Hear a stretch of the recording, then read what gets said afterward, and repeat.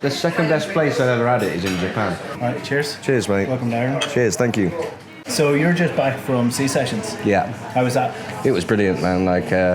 We've had some great shows while I've been over here, and it was a great way to end the little run of shows. So, it was absolutely brilliant. And, the crowds have been fantastic, man. They love their music over here, so... How was Donegal? I'm from Donegal now, so yeah. I couldn't have picked a better day for it. The weather was amazing, and honestly, I went outside, with a drink. I was just like, the view was incredible. It didn't look real. It looked like a backdrop of a film or something. It's absolutely breathtaking place, I have to say. Yeah, it's really grown as a festival over the last number of years, and the setting is absolutely phenomenal. Oh, absolutely. And as I say, the crowd were great. They look like a lot of stuff for people to do there as well. It looked like a really cool place. So. Do you like doing festivals? Is that something you enjoy, or do you prefer your own gigs? Yeah, I enjoy festivals. You never know what you're going to get sometimes, and it's a great way to make some new fans, and also usually the sets are a little bit shorter as well, so it's always good to have to do a bit less singing sometimes. What are the fans receptive these days, or how have you found the festival goers, especially the ones in Ireland, I guess? Yeah, no, the crowd's been quite receptive, I'd say, especially to the newer songs as well, which is always good to see. And the older ones that like to sing along. So yeah, it's been brilliant. And as I say, you can tell it's a country full of music lovers, man. There's music everywhere and good quality of it as well. So. Taylor Swift lands here, and I think tomorrow, Friday to Sunday, she's playing. Dave Grohl made a bit of controversy the last couple of days because he had a bit of a go at her for not singing all of her songs live. Is that something you care about, if artists get involved in that, or if they lip sync some of their songs? Or is it... Yeah, well, I think in her case, she's it's a big performance. It's a big production. There's a lot of choreography and stuff involved, isn't there? So, I'd imagine it'd be quite difficult to sing a lot of it live, to be honest. And but it's an experience for the fans, and they love her no matter what. And if the fans feel like they're getting what they pay for, then who's for us to say? So. Yeah. You've spoken about your sort of the people that you've looked up to in the past, who's influenced you, like Jimi Hendrix and Squires from the Stone Roses. Yeah. Is there anybody from Ireland that you've been influenced by, like Rory Gallagher, for example? Oh, mate, what a guitar player he is. It's absolutely insane. I remember watching videos of him just I don't think he gets enough recognition, to be honest, I think. And what an incredible guitar player he is. And but in our household, it was a lot of the Fureys and the Dubliners, that kind of music getting played as well. So there's so much good music to come from here. And as I say, it's in abundance over here as well. It's you'll go play a show and the local sound guy will pick up the guitar and absolutely blow you off the stage. You know what I mean? It's incredible. You've never played the Rory Gallagher Festival, have you? No, I haven't played that. No, but I bet it's amazing, though, isn't it? Oh, mate, I have to check that out, definitely. Yeah. So the Dubliners, the Fureys, Irish traditional music would have played an influence then, would it? Yeah, well, growing up in our household, yeah, because it was my great granddad who came over. So my name's Kennedy, So. Bug's my dad's name, but we had a bit of that in the household, and just great storytelling, great songs, and fantastic stuff. Do you know where the Kennedys are from, or where your Irish influence I'm not sure. I think it was my great granddad, but I've also on my dad's side as well, my grandmother, she was a Duffy as well, so got it on both sides. So. But I'm not going to be one of those English people who claim that they're Irish or anything. I'm sure you get enough of those. Bit of Irish Shanos going on in the Bugg household. What's that, sorry? Irish Shanos, have you ever heard of that? No, I haven't. It's it's almost a cappella music. Okay. You sing it, but it's usually at 4 o'clock in the morning when. Oh, brilliant! That's great. No, we just filmed a music video for one of the new tracks in somewhere near Galway. Actually, it's great old pub. We had some of the local musicians play with us, and they were just absolutely brilliant, man. And the level of musicianship is just really high over here. So. Is there anybody currently from Ireland, any Irish bands or singers that you're enjoying? I've been listening to bits like Fontaines DC, pretty cool. I don't know a lot of their stuff, but I've heard 1 or 2 tracks enough to make me go check out more of their stuff, I think. So there's a lot of groups coming through, isn't there? So, but they're really cool. So. You mentioned doing a video there. You've been around for a long time, and having watched quite a bit of the stuff that you do and interviews that you've done, you didn't always seem comfortable with that kind of side of the business. Is that something that you're growing into a little bit? Yeah, definitely. Yeah, I think as you get older, you have to realise how lucky you are, unfortunate position that I'm in to even get to do the thing that I love as my job. So, yeah, it's something that I've definitely got, I think, better at, more comfortable with. I'm just more comfortable in myself as well, I think. And, but when you're an 18, 19-year-old lad and you've had a few long nights, it was never something you really wanted to do. But now you just got to be lucky if anyone even wants to talk to you. So. Oh, well, I jumped at this opportunity. I actually saw you in Whelan's a couple of years, I said. Oh, brilliant! Like a long time ago. In terms of like how you've changed as an artist, like it's obviously different breaking onto the scene, age 18, Mercury nominated artist, like top of the charts, absolutely blowing people out of the water. What's changed now as a 30-year-old going on tour? Like, how do you find the music business now compared to when you broke through? I mean, it's changed a lot. Like, people still bought CDs when I put my first record out, which is just even mad to think. And it's funny because there's more music getting released now than ever, but somehow the market's become very saturated, and it's very difficult for new artists to get their music heard. And it's changed a lot, and I've been saying this for a little bit now, but I think there needs to be a few more opportunities for especially like working class artists and bands as well, I think. Just to have the opportunity to have their music heard, or just even a place to rehearse or practice their craft. And yeah, but it's changed a lot, and I don't know if it's for the better or not. It's all based, now you have to come as the full package now, and it's all social media presence and everything like that. And it's kind of, artists have to spend so much time doing the social media part that they don't get enough time to do the music, which I just find it a shame, to be honest. Yeah, you hear that from a lot of like new artists, especially like TikTok has become like almost written into contracts now that you have to do it. Like that's crazy. Like. It's absolutely mad, and it goes against everything what music's about. It's meant to be an expression of yourself and the things that matter to you. And when it's just kind of, we're getting sidetracked with that stuff, we're kind of losing a bit of the soul of it, I think, and it's a shame. Yeah. And then you have the Spotify CEO recently coming out and saying that it costs hardly nothing for artists to create music now, and like in response to him paying them barely anything. Like, what do you make of Spotify at the minute? Well, I think it's when there's kind of a monopoly like that involved, and they have it sewn up pretty well. But it might be a bit more accessible to make music. But something like Spotify, it's the people that get the most exposure are the people already that have the most exposure anyway. So I think I don't think that's a very cool call of him to say. Artists, they need to make a living, and if they can't make it living, then they have to go choose something else to do, which means less music. So, I don't think, I don't agree with that. Yeah. How have you changed in the last number of years? How's your writing changed? I think you can kind of tell by your music that you've evolved quite a bit, but like to start from your self-titled album and then to move on to Shangri-La, which was like really bluesy, and now you've kind of changed a little bit more, but how's your writing style changed? Like, how have you evolved? Why have you decided to change your sound? I think, well, it's not always worked. I've made a couple of tracks and songs that I just kind of really wish I hadn't, to be honest. But that's part of the journey. You learn from that, and I'm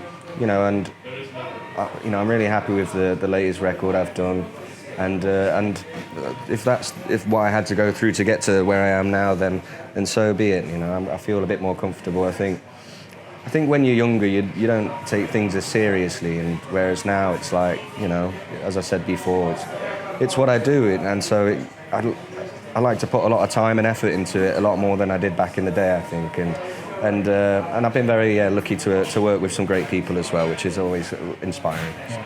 When you look at like singer-songwriters like yourself, and even like the likes of Arctic Monkeys, if you listen back to their stuff, the young stuff's so raw. Yeah. And I think it's kind of similar with your stuff. Like when you're coming through, all your writing was like really raw. Yeah. What's your inspiration for writing now? Writing now, it's just everything really. I think I've still got the same, if not even more, passion than when I was younger for the music, and.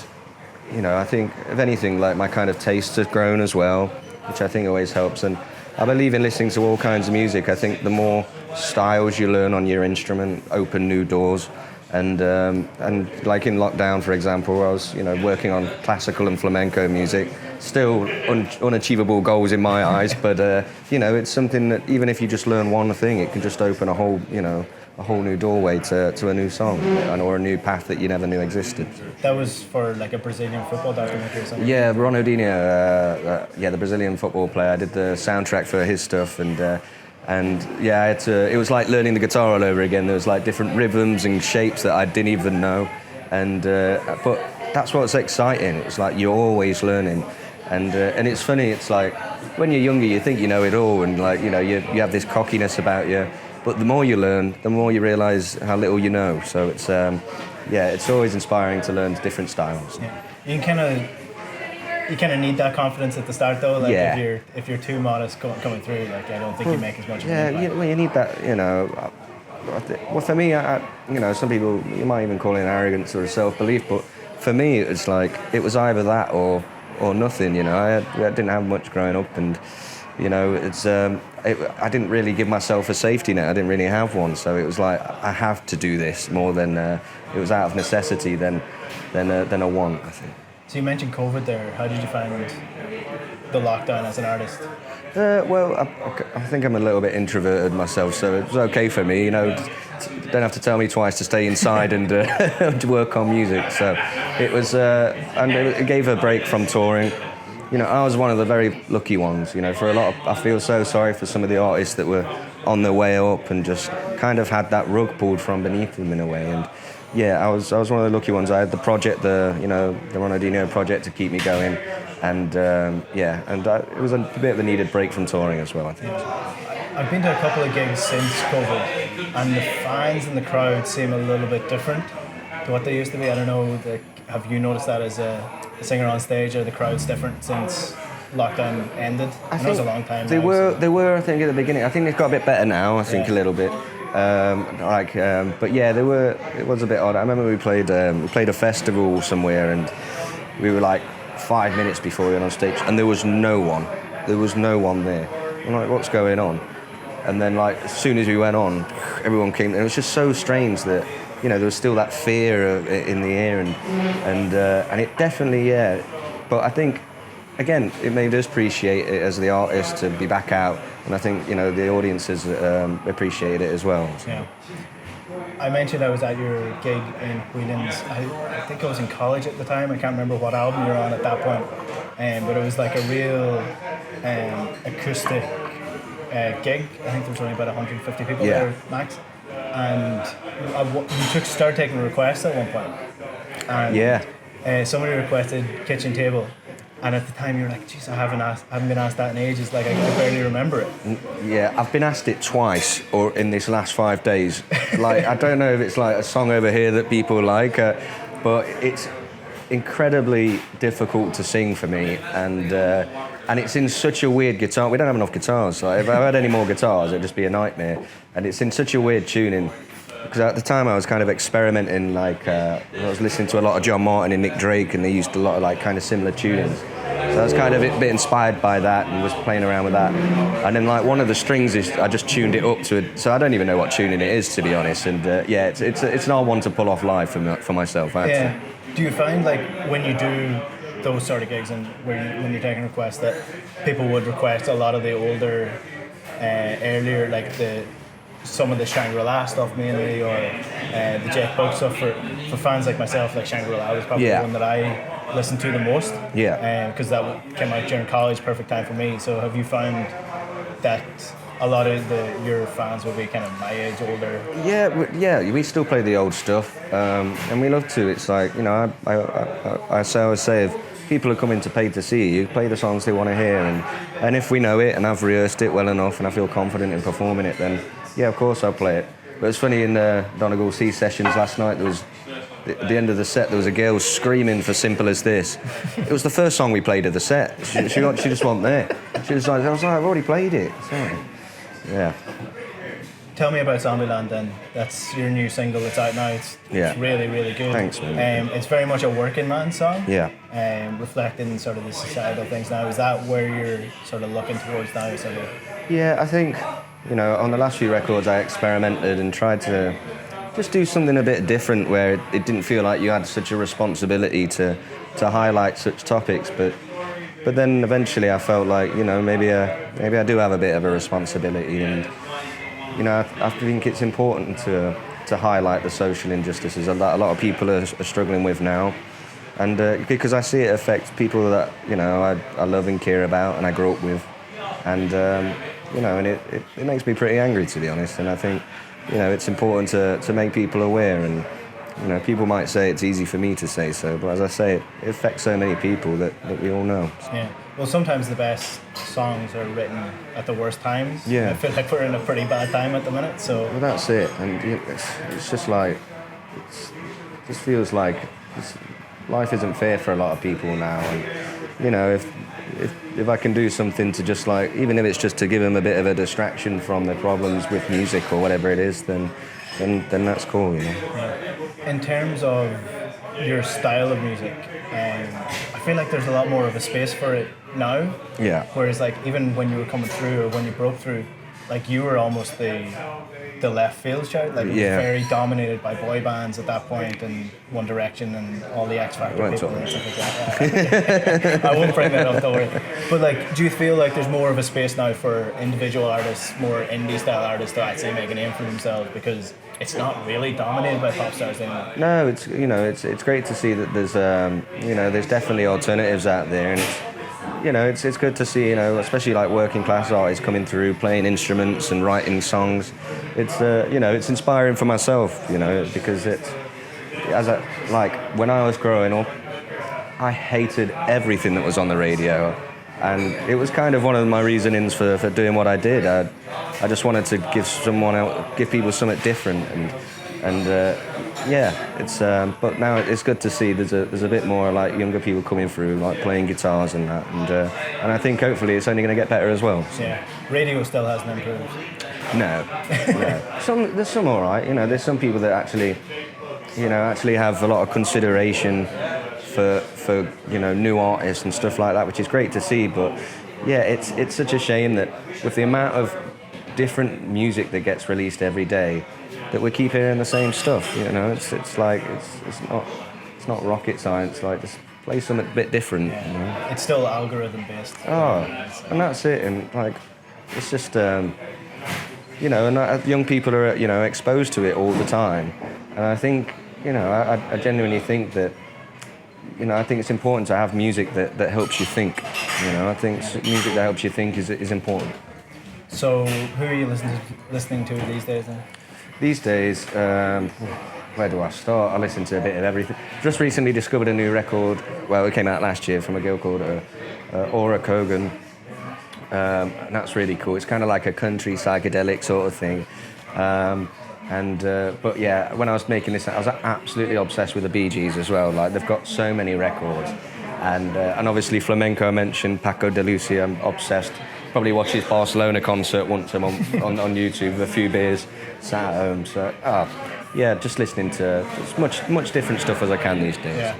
So tell me about your new album then. What's it called? What's coming out? It's called it's called A Modern Day Distraction, and it's a lyric from one of the songs we wrote for the record, and it's just kind of about, you know, how it's kind of a concept, I guess, in some way, about just highlighting those you know, the societal issues that people are facing, and you know, for that song, an example is you know, we need those modern day distractions to keep us from facing our own problems sometimes, and I guess somewhat ironically that the album itself would be a distraction as well. But you know, it's yeah, it's just something I felt strongly about. I felt like there was just some things just aren't very fair for people at the moment, and I felt like I needed to say something about it. And you've got a concert coming up in the National Concert of Ireland as well? Yes, we have a concert in November. And so really excited for that. I don't think I've played that venue before, so yeah, really excited for it. And we love coming over here and playing as well. We were here recently with Liam Gallagher and John Squire, and yeah, that was a cool show as well. And I think it was St. Patrick's Day the next day, and then you just won the Six Nations as well, so it was just absolute carnage. So plenty of beer then after that, I'd say. Oh yeah, definitely, yeah, definitely. But we nearly didn't get to get out of Dublin because they closed all the streets the next day. If we would have left any later, I don't think we would have left. It's been an absolute pleasure. Thanks very much. Pleasure's mine. Thank you, sir. Thank Cheers. you.